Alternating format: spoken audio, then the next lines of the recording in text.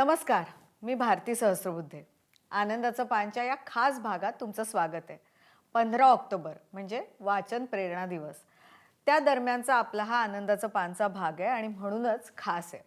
खरं तर वाचनाची प्रेरणा अनेक गोष्टी देतात. पण त्यापैकीच एक म्हणजे बुक्स ऑन बुक्स या प्रकारची पुस्तकं. म्हणजेच पुस्तकांविषयीची पुस्तकं. या प्रकारच्या पुस्तकांविषयी आपण वेळोवेळी कार्यक्रम करत असतोच, पण आजही अशाच एका पुस्तकांविषयी आणि अर्थातच वाचनाविषयी आपल्याला गप्पा मारायच्या आहेत. आणि त्या गप्पा होणार आहेत प्राध्यापक नितीन रिंढे यांच्याशी आणि त्यांनी लिहिलेलं पुस्तक आहे लीळा पुस्तकांच्या.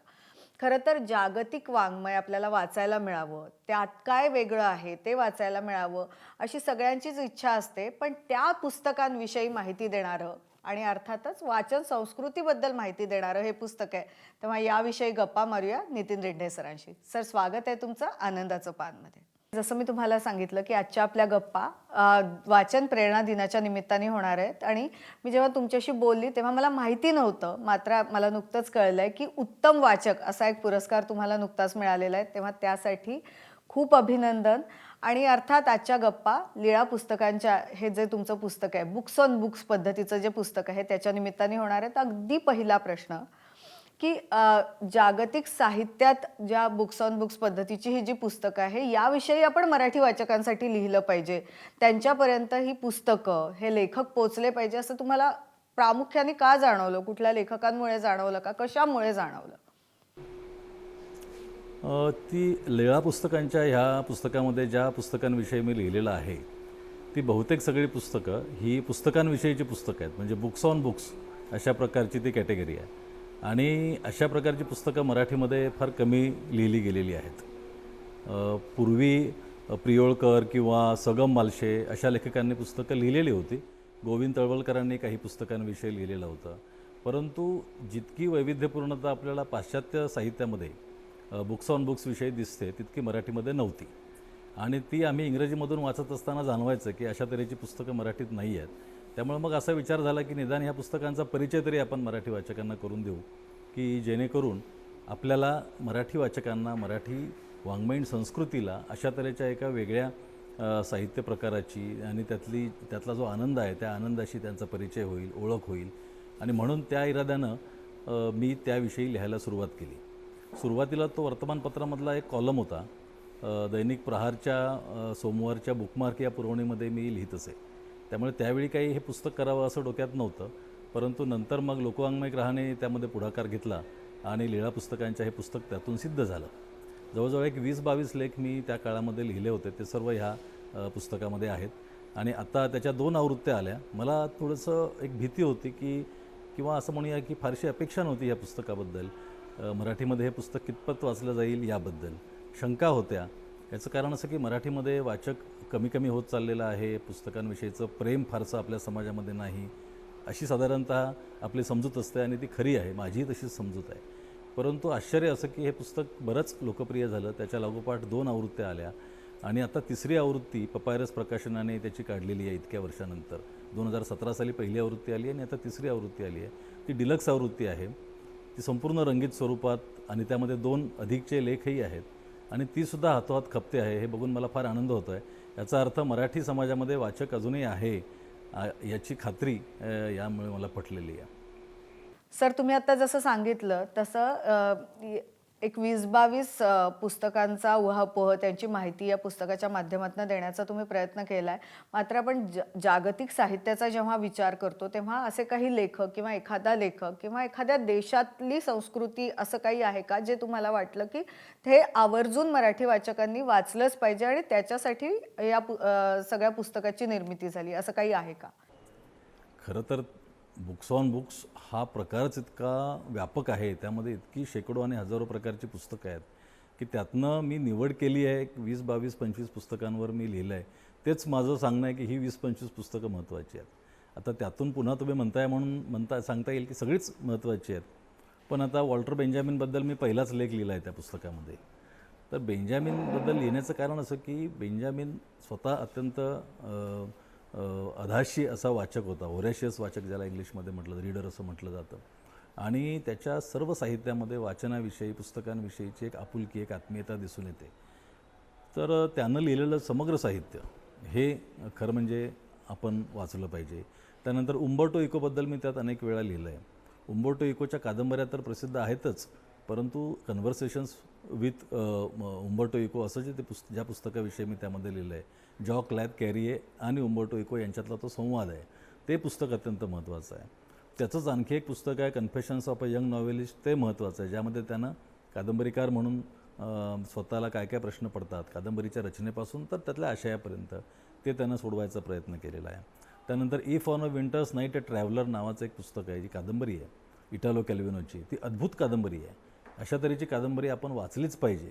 ती मराठीमध्ये येण्याची पण शक्यता आहे असं मी ऐकलं. आता अलीकडे अनेक मराठी प्रकाशक असे तयार झाले आहेत की जे चांगली पुस्तकं मराठीमध्ये आणतायत जागतिक साहित्यामधली. ही एक चांगलीच गोष्ट आहे. त्यामुळे ही अशी पुस्तकं येऊ पण शकतील मराठीत आणि ती आनंददायक बाब असेल. सर, खरं तर आपण जागतिक साहित्याच्या बद्दल वेगवेगळ्या भाषातल्या पुस्तकांबद्दल बोलतोय. मात्र आपण गेली काही वर्ष बघतोय की मराठी लेखक सुद्धा खूप वेगवेगळे विषय मांडतो आहे. वेगळ्या पद्धतीची साहित्य निर्मिती सुद्धा होते. तर त्या साहित्याबद्दल एक वाचक म्हणून तुमचं मत काय? मराठीमध्ये असं असतं की दर पिढीनुसार साहित्य बदलतं आणि दर पिढीतल्या लेखकासमोर दोन प्रकारचे प्रश्न असतात. एक प्रश्न असतो वास्तव समजून घेण्याचा, म्हणजे आपल्या अवतीभोवती काय घडतं आहे, मला काय दिसतं आहे, त्याबद्दलचे माझे प्रश्न लेखक म्हणून. आणि दुसरी बाजू असते ती म्हणजे हे प्रश्न लेखक म्हणून मी कसे मांडायचे, म्हणजे कादंबरी म्हणून मी हे प्रश्न कादंबरीमध्ये माझ्या कादंबरीकार म्हणून कसे आणायचे. तर प्रत्येक पिढीतल्या चांगल्या लेखकाला झगडावं लागतं ह्या प्रश्नांशी. याचं कारण असं की आधीच्या पिढीतल्या लेखकांनी काही मार्ग तयार करून ठेवलेले असतात. बहुतेक लेखकांना, बहुवंशी लेखकांना आपल्याला असं दिसतं की त्याच मार्गावरून जाणं पसंत करतात ते. याचं कारण ते सोपं असतं, सुरक्षित असतं. परंतु काही लेखक मात्र असे असतात की ज्यांना नवे मार्ग शोधायचे असतात. आता आजच्या पिढीमध्ये सुद्धा आपल्याला असं दिसेल की काही नवे मार्ग शोधण्याची धडपड करणारे लेखक आहेत, आधीच्याही पिढीमध्ये होते. आणि जे नवे मार्ग शोधण्याची धडपड करतात तेच खरं तर काहीतरी असं लिहू शकतात की जे पुढची काही वर्ष टिकेल. कारण साहित्याला, त्यातल्या कादंबरीला, पुस्तकाला सुद्धा एक आयुष्य असतं आणि ते त्या कादंबरीचा जेवढा जीव असेल त्या जीवानुसार त्याचं आयुष्य ठरतं. आता मराठीमध्ये असे अनेक तरुण पिढीमध्ये लेखक आहेत की जे प्रयत्न करत आहेत की आपण आविष्काराचे नवे मार्ग शोधू, भाषेच्या नव्या अभिव्यक्तीच्या शक्यता शोधू. परंतु ह्या सगळ्यांमध्ये अत्यंत मूलभूत अशी गोष्ट अशी आहे की माझ्या मते कुठलाही लेखक हा त्याच्या समाजापेक्षा किंवा त्याच्या संस्कृतीपेक्षा मोठा होऊ शकत नाही. म्हणजे कसं की आपल्या संस्कृतीने जी मूल्यव्यवस्था तयार केलेली आहे, आपल्या संस्कृतीमधून जी जीवनदृष्टी आकाराला आलेली आहे, जी आपल्या संपूर्ण समाजाने धारण केलेली आहे, त्या जीवनदृष्टीच्या फार पुढे आपले लेखक जात नाहीत. लक्षात आलं? त्यामुळे काय होतं की आपला लेखक हा, म्हणजे लेखकाच्या पायामध्ये एक प्रकारे समाजाच्या आणि संस्कृतीच्या बेड्या असतात. त्या बेड्या तोडून पुढं जाण्यासाठी जी प्रतिभा लागते ती प्रतिभा क्वचितच एखाद्या लेखकामध्ये असते. आणि जर तितका तो मोठा लेखक असेल तर तो त्या समाजापुरता राहतच नाही, तो अख्ख्या जगाचा लेखक होऊ शकतो, तो पुढल्या काळाचा लेखक होऊ शकतो. हे अगदी आपल्याला प्राचीन काळापासून दिसतं. म्हणजे ज्ञानेश्वरांनी लिहिलेली ज्ञानेश्वरी 800 वर्ष टिकून आहे, तुकारामांनी लिहिलेले तुकाराम गाथा आज 300-400 वर्ष टिकून आहे. अशा 100 वर्षापूर्वीच्या किती कादंबऱ्या आज टिकून आहेत? हा जर प्रश्न आपण विचारला तर आपल्याला याचं उत्तर मिळेल. आणि मग का टिकून आहे हे साहित्य? तर त्यामध्ये असं काहीतरी आहे की जे त्या काळावरती विजय मिळवणारं आहे, जे त्या काळातल्या संस्कृतीच्या पल्याड जाण्याचा प्रयत्न करणारं होतं, जे अखिल मानवजातीला कवेत घेणारं होतं, असं काहीतरी त्यामध्ये सापडलेलं होतं. तर ते असे लेखक जर आत्ता तयार झाले तर अशा प्रकारचं साहित्य लिहिलं जाऊ शकतं. नुसते प्रयोग करून काही होत नाही, त्या प्रयोगाला पाया काहीतरी असावा लागतो आणि तुमच्याकडे मुख्य म्हणजे जीवनदृष्टी असावी लागते. ते असल्याशिवाय चांगलं साहित्य निर्माण होत नाही. आज वाचन प्रेरणा दिनाच्या निमित्ताने आपल्या या गप्पा होत आहेत आणि जसं मी आधी उल्लेख केला की उत्तम वाचक आहात तुम्ही. तर अशी काही पुस्तकं आहेत का किंवा असे काही लेखक आहेत का जे आज तुम्ही आम्हाला सांगाल की हे तुम्ही वाचलेच पाहिजेत आणि यातनं एक अनुभवांची वेगळी खिडकी आपल्यासाठी उघडणार आहे, तर ते सुद्धा आम्हाला तुमच्याकडून जाणून घ्यायला आवडेल. असे अनेक लेखक आहेत जागतिक साहित्यामध्ये. कसं असतं की प्रत्येक भाषेमध्ये असणाऱ्या साहित्याचं स्वरूप, त्यात काही सारख्या गोष्टी असतात, त्यामध्ये वैविध्यपूर्ण गोष्टी असतात. कारण त्या भाषेमधला लेखक हा त्या भाषेमधली संस्कृती, त्या भाषेमधला समाज, त्याचे वेगवेगळे पैलू, तिथली माती, तिचा गंध घेऊन लिहित असतो. त्यामुळे ज्यावेळी आपण परदेशातला एखादा लेखक वाचतो, परभाषेतला एखादा लेखक वाचतो, त्यावेळी खरं म्हणजे आपण तो देशच वाचत असतो, तो परदेशातला तो समाज आपण वाचत असतो, त्याची संस्कृती वाचत असतो.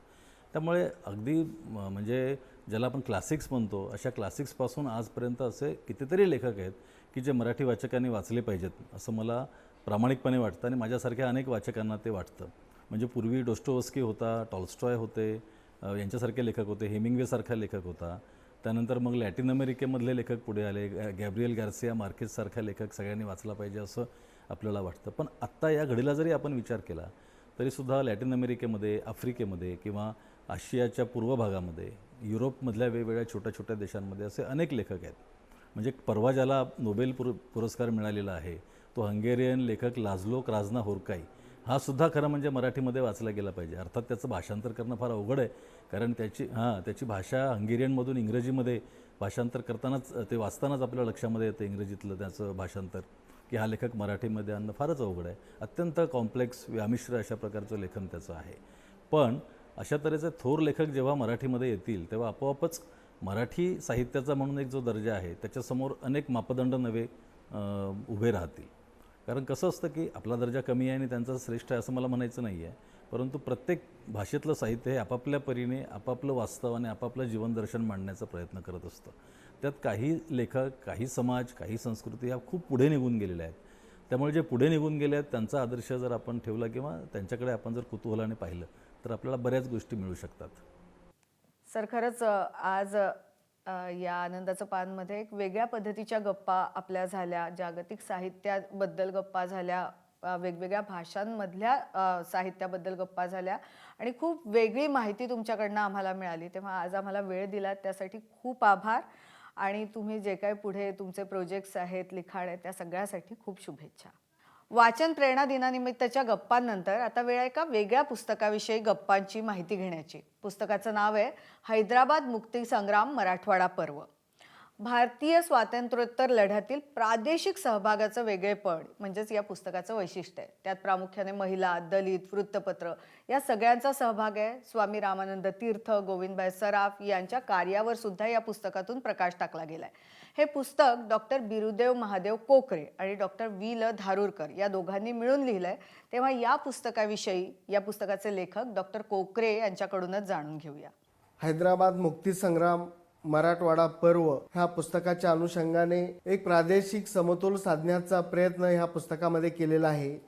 त्यात प्रामुख्याने महिलांचा सहभाग, दलितांचा सहभाग, RSSचा सहभाग, आदिवासींचा सहभाग याचा प्रामुख्याने मेळ घालण्याचा प्रयत्न ह्या पुस्तकामध्ये केलेला आहे.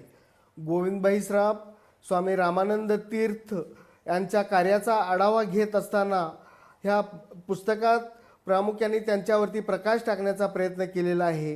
लहानपणापासून मी हैदराबाद मुक्ती संग्रामाबद्दल मी माझ्या वडिलांकडून, अनेक स्वातंत्र्य सैनिकाकडून ऐकत होतो की हैदराबाद मुक्ती संग्राम हा लढा एक महत्त्वपूर्ण लढा होता.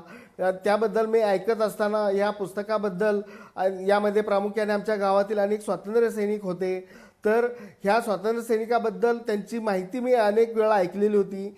त्यामुळं की ह्या पुस्तकाबद्दल आपण काहीतरी लिहायला पाहिजे, काहीतरी माहिती घ्यायला पाहिजे म्हणून माझ्याकडे जे टिप्पण्य होती, कच्ची टिप्पण्य, ते मी काढून घेऊन मी धारूरकर सरांकडे गेलो आणि त्यानंतर त्यांच्याकडून आणि आम्ही एकत्र बसून अनेक वेळेला ह्या पुस्तकाबद्दल अनेक बैठका झाल्या, अनेक मिटिंगा झाल्या, अनेक वेळेला भेटणी झाले. परंतु हे पुस्तक अमृत महोत्सवाच्या पार्श्वभूमीवर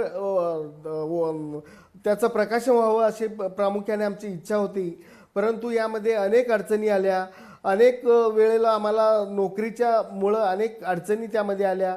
त्यामुळं हे पुस्तक अमृत महोत्सवाच्या पार्श्वभूमीवर प्रकाशन न होता त्याला बराच कालावधी लागला आणि एक पुस्तकाचं 17 सप्टेंबर रोजी आपलं घर नळदुर्ग येथे ह्या पुस्तकाचं प्रकाशन झाला. प्रामुख्याने महिलांच्या सहभागाबद्दल आतापर्यंत कुणीही या हैदराबाद मुक्ती संग्राम या हिच्यामध्ये कुणीही उल्लेख केलेला नव्हता. स्वामी रामानंद तीर्थ यांनी ज्या महिलांच्या सहभागाबद्दल त्यांनी आव्हान केलेलं होतं की महिलांनी या लढ्यामध्ये सहभागी व्हावं, त्यामुळं की महिलांचा सहभाग या पुस्तकामध्ये केलेला आम्ही महत्त्वपूर्ण आहे. अनेक स्वातंत्र्य सैनिक ह्या लढ्यामध्ये सहभागी झालेले होते. यामध्ये प्रामुख्याने रघुनाथ शिंदे, आनंदा लोहार आणि त्यानंतर विठ्ठलराव चव्हाण, त्यानंतर कालिदास पवार असे अनेक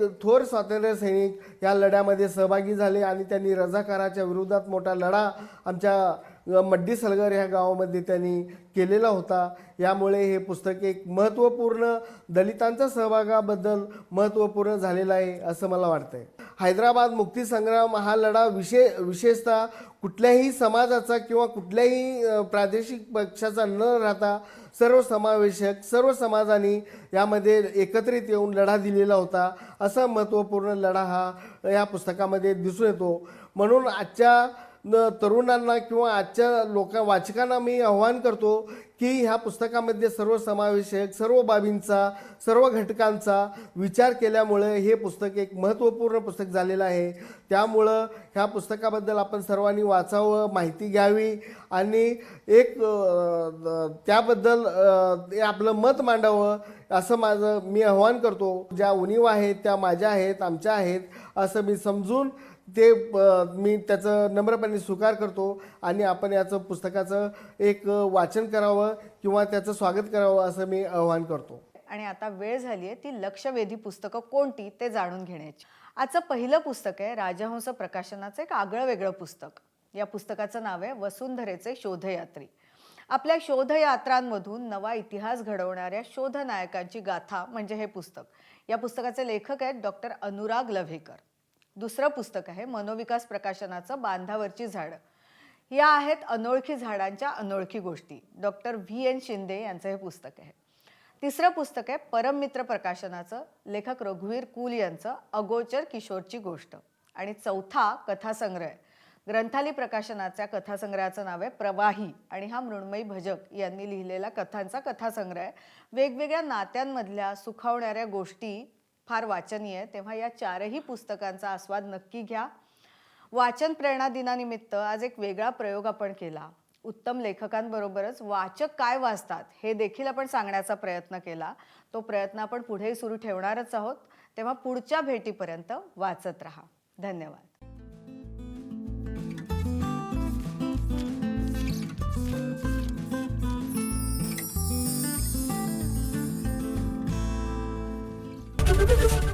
एबीपी माझा, उघडा डोळे बघा नीट.